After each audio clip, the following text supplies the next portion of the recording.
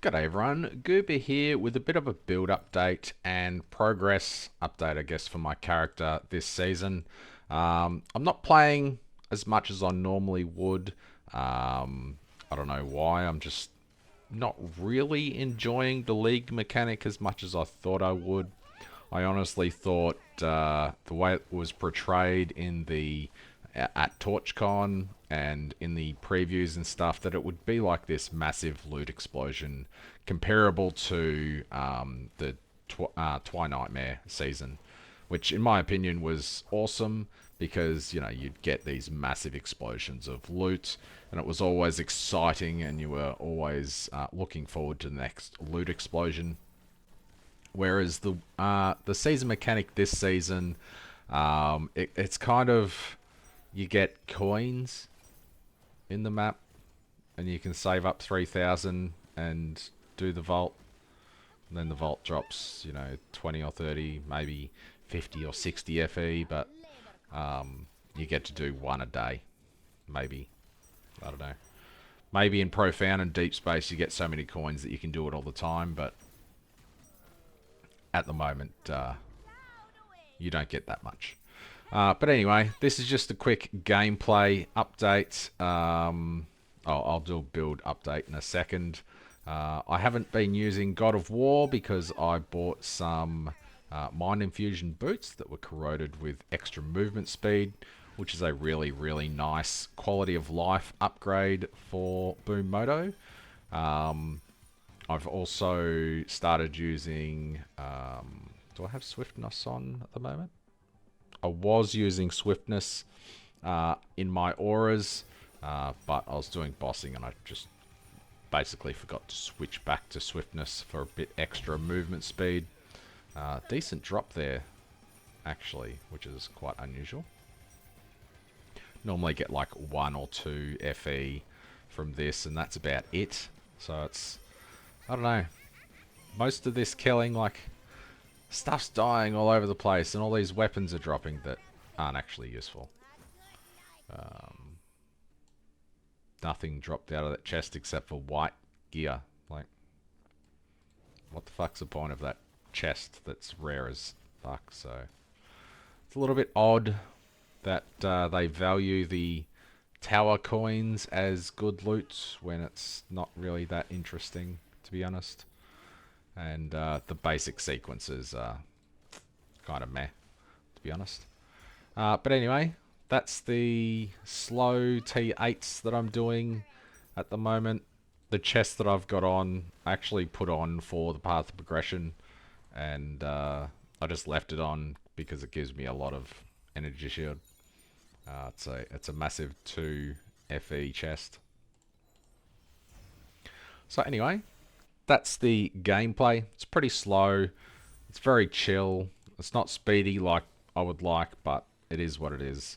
They like slowing down Boom Moto for some reason. Going through the build, it's basically the same as it was. Got a machine, machinist.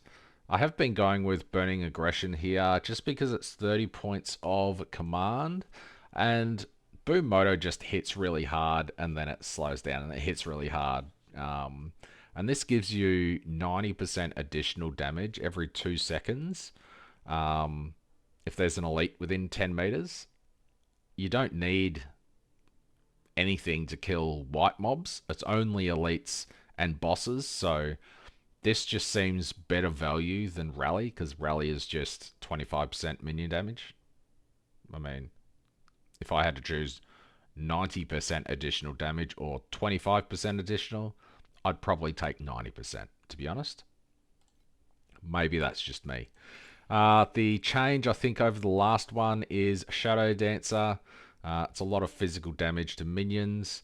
Crit strike rating, you've got more crit strike down here for later when we get a Warden's Breastpin.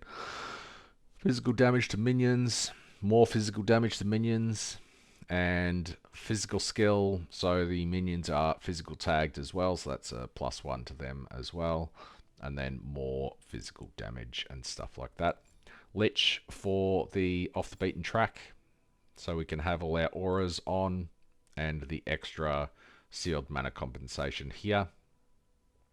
There's no movement speed on the tree this season. There was movement speed on the tree last season, um, and that really helped. It's just not on the trees this season. So they really, really wanted to slow Boom Moto down. This is a big change. This was a big quality of life change, actually, because I had three pretty okay slates, and then I had one that was pretty. I had two that were absolute garbage, to be honest.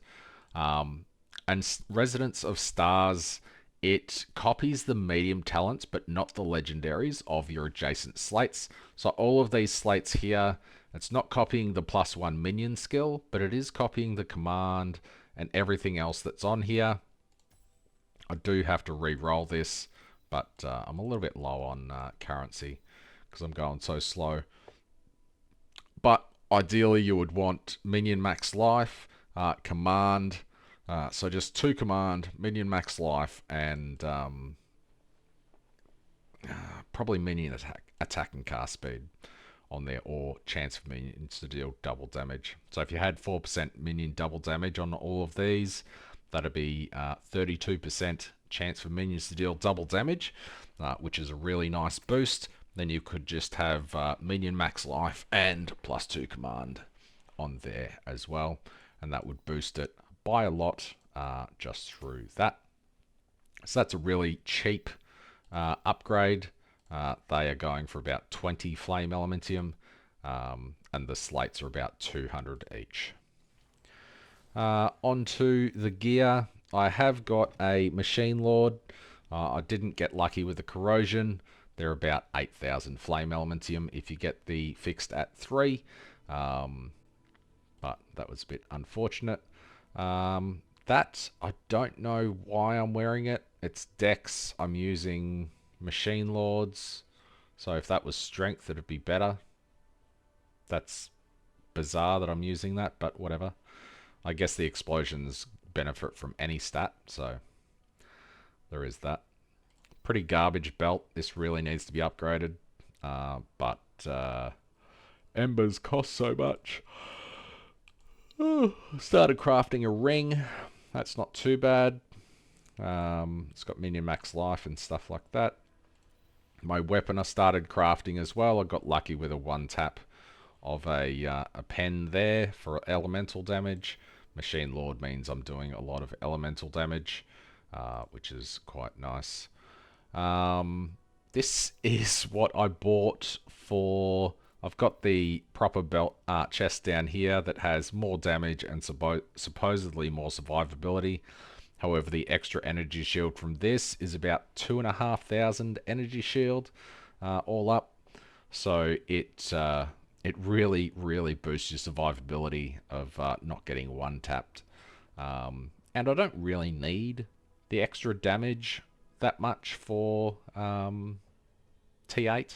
Maybe later on I can get one that has tier 0 all stats, and that'd be better. Maybe tier 0 all stats and some energy shield or something like that. But yeah.